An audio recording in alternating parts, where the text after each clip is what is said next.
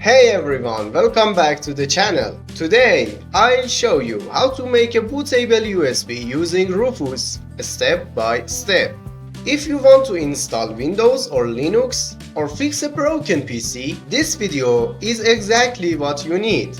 Let's start. Before we start, make sure you have a USB flash drive, at least 8 GB, an ISO file of operating system, Windows, Linux, etc. and Rufus software.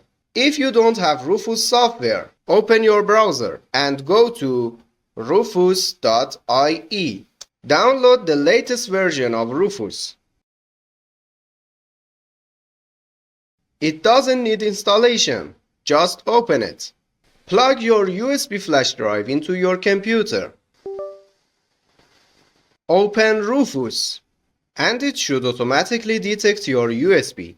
Click Select and choose your ISO file. For example, Windows 10, Windows 11, or Linux. Now, set these options.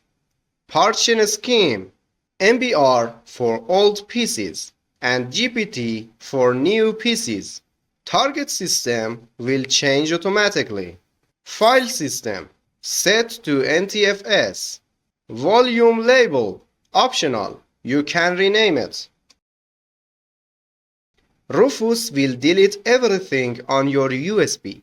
So back up your files before clicking Start. Now click Start.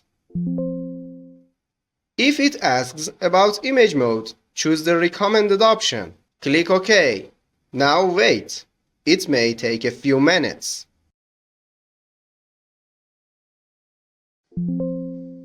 When it says ready, your bootable USB is done. You can now use it to install or repair your system.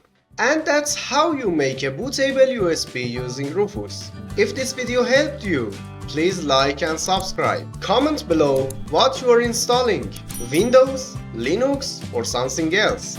See you in the next tutorial.